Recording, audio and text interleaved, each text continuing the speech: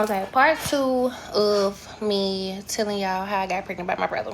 So I left off by telling y'all, how we looked at so much alike. So I just took that as, oh, this is my soulmate. Like we look alike, we vibe good, whole lot of other stuff. So yeah. Well, to go deeper into details, so at the time when he was hitting me up on social media, he had hit me up for like 3 years, but I had a boyfriend, and I don't do all that, you know, no activities. So I never responded. I just used to open it and In case you didn't hear her, she says she doesn't do 304 festivities and got hit up by her brother, it sounds like, who she didn't know was her brother while she was in another relationship. That's how it started. This video is titled, How I Got Pregnant by My Blood Brother. What? Drink the coffee, it'll make you feel better. the message, like, you can save it just so you can see, like, oh, you said something to me, but I ain't respond. I saved it. So when me and my boyfriend had finally broke up, I was like, technically a junior in college, really a sophomore. But yeah, I was technically a sophomore, but really a junior. But that's a story for a whole nother day. So let's just say junior. So me and my ex-boyfriend broke up when I was a junior in college, Okay. and then I ended up dating my my baby's father, which is still my man and currently. Um,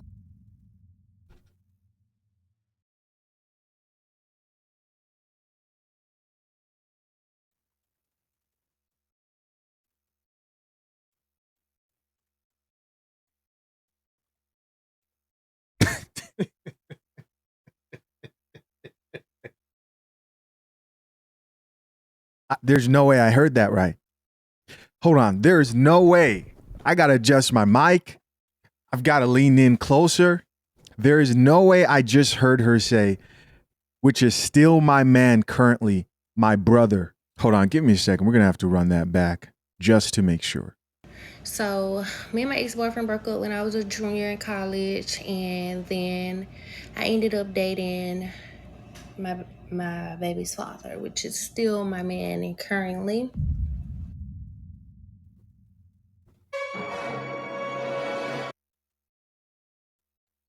Wow. Beyond speechless. Beyond speechless.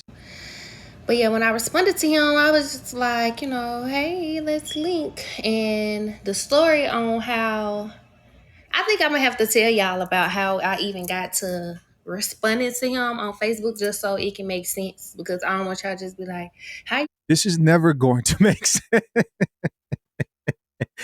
No, this is never going to make sense. This is never going to make sense. No, you don't have to do a follow-up video. You should have taken this to the grave, ma'am. What is going on? Randomly respond to him. So I had this homegirl. She was one of the people who was like a part of the festivities at the time, but she's very redeemed now. She's a wife or mom. But I don't care. I'm pausing a bunch of times because I can't believe this shit. She just said that she's not part of the 304 festivities, right? And then, but she says she has a homegirl who she could hit up when she was ready for the 304 festivities. Birds of the same feather flock together, gentlemen. And listen, of course, it doesn't mean that that's the situation every single time. In most cases, if you got a close friend who's into the 304 festivities and that's what your circle does, then you're part of that. You're a part of that. This is insane. I used to be like, girl, where you find them from? And she'd be like, girl, you gotta respond to him on Facebook. So she was like, you gotta respond to him on Facebook, girl. They in the messages. So I'm like, okay, come on in. Let's, go through my messenger and see who we gonna respond to. So we at work at the time. I was working at Aeropostale. So we at work and we just going through my messenger, and like everybody that we clicked on with it, they probably like, no, immediately, no. No. So came across, his profile, and I'm like, I like him. He looks good. He my type. So I responded, and literally within like 5 minutes, probably within 5 minutes, he responded back quick. Like I saw the bubbles popped up before I even exited out the messages. So when I sent it, I hurried up and skedaddled. But yeah, so that's how I ended up hitting him up, because my friend suggested for me to find me up on Facebook, and that's what it is. So after I responded to him or whatever, I kind of feel bad because he had like a dude picture as like his cover photo, or like, I don't remember if it was the cover photo or if it was just like a picture on his page or something, like him and his dude. So when me and my friend who I was telling y'all about is having this conversation, it's not just us, it's like 6 of us involved. Ma'am, get to the point, please. Please get to the point. Little tip to the chicks who tell these stories. I get that you gotta, keep it dragging, but let's just get to the point. Trust me, the video will be a lot more attention grabbing. This conversation, so everybody on the same type of time. So when we had came across my dude profile and was like, oh, he cute, we had tried to figure out like, what we gonna say. We can't just slide in the DMs dry. Like, we gotta like, shoot the shot. So I had ended up texting him and was like, my homegirl want to know what's up with your friend, but I'm trying to see what's up with you. I do that for. So why he texts back and was like, so my friend is dead. He been dead for a few months now. So I'm like, should we abort the mission? Because what? Ain't no way we just failed the shot like that. But he ended up texting me like, shit, I do want you though. I've been trying to get it a minute. And I'm like, a minute? I hope you guys can understand this. But I'll just say this. I don't know if she was messing with street dudes, but if the guys you're messing with, I mean, it could have been like health issues or something, but more likely the guys you're messing with have boys who are dying left and right. I mean, that oh man, listen. You can't make this shit up. I don't drink coffee. We know. I don't drink coffee. We know. I don't know. I only see like one message on Facebook.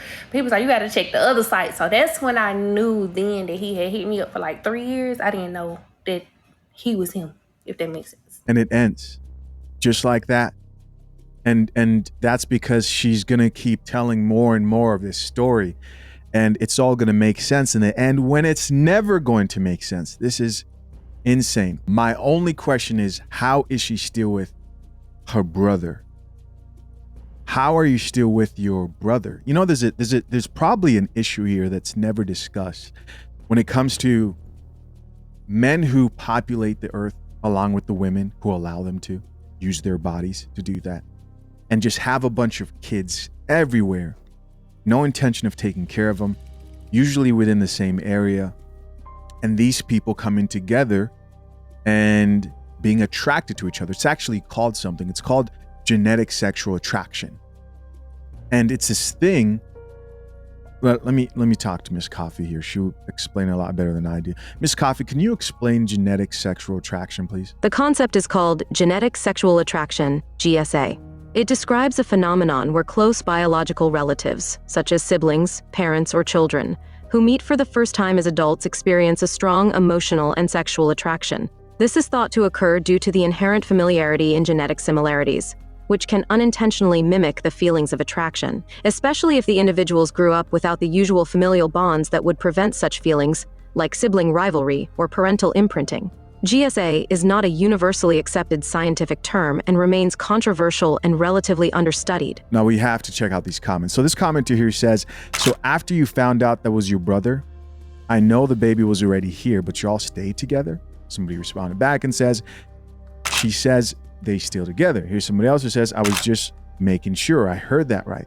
That's the same. Somebody else here added, mind you, this is my first impression of you. Here's another chick who says, I was cool until you said, still my man. So this chick was like, hey, I could forgive mistakenly being attracted to your sibling, but as soon as I found out that you stayed with your brother, now this is crazy. Another person here says, some things just shouldn't be spoken on. Here's somebody else who says, when did y'all find out you were siblings? Does anyone make it weird? She responded back to this one and says, we found out after I got pregnant because some labs for the baby came back weird. I'm going to tell the story on the next part. So labs for the baby came back weird. Miss Coffee, can you explain how someone would find out that they had a baby with their sibling based on abnormal labs from the child? Hey, listen, you've got to love our AI assistant barista, Miss Coffee. Doctors sometimes check a child's DNA to figure out why they're sick or have unusual health issues. DNA is like a blueprint we inherit from our parents. Normally, kids get a mix of different genes from each parent, but if the parents are closely related, like siblings, the child might inherit many identical genes. This can lead to genetic problems, and doctors can spot these patterns in DNA tests. And those genetic problems are why this is so dangerous. If they see a lot of identical genes, they may test the parent's DNA and realize they share a lot of the same DNA, which could mean they're siblings. This explains the child's health problems. And so my question is, if this is the case and the child already might possibly have health problems, why stay together and continue this? This is crazy. I have so many questions. This actually reminds me of the documentary. Have you guys seen the documentary on Netflix called The Man with 1,000 Kids? So the documentary is a really interesting documentary that delves into the very true story of Jonathan Mayers. This guy's like a super sperm donor who like donated sperm to thousands of women. I'm talking globally. He started out in the Netherlands, I believe, and based on the documentary, the way they presented the information, which to this day he denies it and doesn't take, I think there's some accountability that he definitely tries to avoid, but he denies all this, right? But he would tell these women that he's only donating to 3 or 4 families, and they eventually found out that he had thousands of kids, and a good number of these kids were in the same area. So the guy's what they would call like a serial sperm donor. And in the beginning, if you're a guy watching this, it's sort of interesting because it starts off like he's helping these families out. So these are families who maybe have difficulty having a kid, or they're lesbian, and they're so grateful that he helps them out until they find out that he's helping more people out. And now they're like, oh, we have to stop this man. One of the issues that's presented is this very same situation of genetic sexual attraction. These kids would actually meet at school, or parents would have conversations about their kids looking alike. And they would be like, yeah, our kids look alike, and then end up finding out that they both used him as a sperm donor. And so this whole situation pretty much climaxes, if this is a spoiler alert if you haven't seen the documentary. But the climax of the whole documentary is when they're finally able to restrain him being able to father thousands of these children. And they pretty much like tack a fee on him for every child he decides to donate to. I think it's like $100,000 per child, which is interesting, right? Very weird stuff too with that whole situation, because these sperm donor companies, they get the sperm for free. And so they're making a shitload of money off this guy's sperm. And it's good quality sperm. When women see him, that's the other thing. A lot of these chicks found him attractive, and some of them admitted that they decided to have the kids what they called the natural way. Yeah, he was clapping cheeks. This chick right here was like, I had it the natural way. You know, it was an interesting documentary, I would say for sure. And in the end, he refuses to take any ounce of accountability for anything at all. And I think there's some accountability to be taken there, just like any other man who's out here creating a bunch of children within the same general region. They are more likely to come together and possibly be attracted to each other. I'm trying to see if I can find anything here on the guy. I think I've got a Vlad documentary here that says Jonathan Meyer, in parentheses, man with 1,000 kids, lied to sperm recipients about how many kids he had. Let's check it out.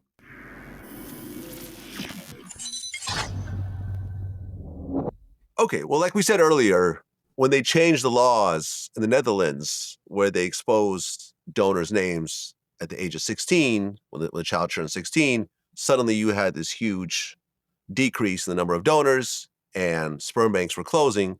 But a website popped up, which translated as longing for a child. What's the Dutch word for it? Verlangen naar een kind. Thank you. I knew I wasn't going to be able to pronounce that. So this was the only website in Holland that was essentially a marketplace for sperm donors.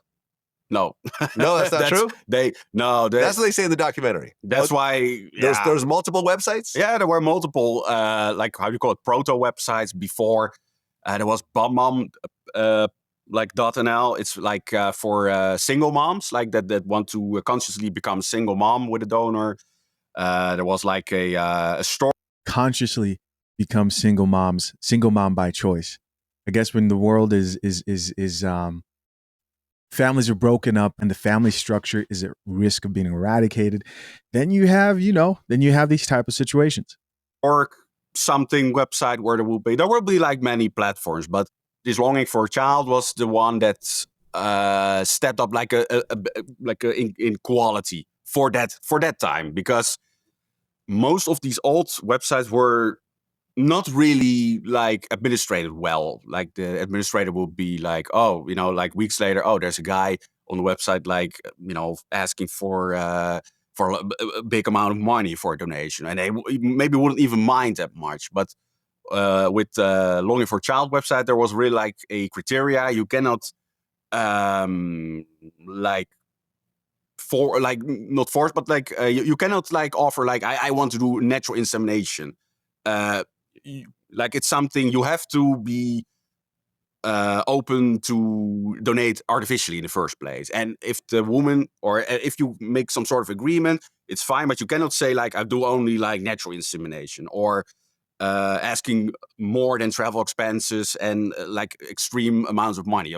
Maybe some, ask like travel expenses and $50 extra, but not like I ask like $500 for one donation, because that also attracts the wrong man. Of course, they will maybe give something else than sperm to just have a side job. Yeah, it sounds like at the time there were dudes out there who were only making the natural way available for women who wanted a child. So they were using it to clap these women's cheeks. And on top of that, they were tacking a fee. So that was the difference with the previous sites. It was really more regulated.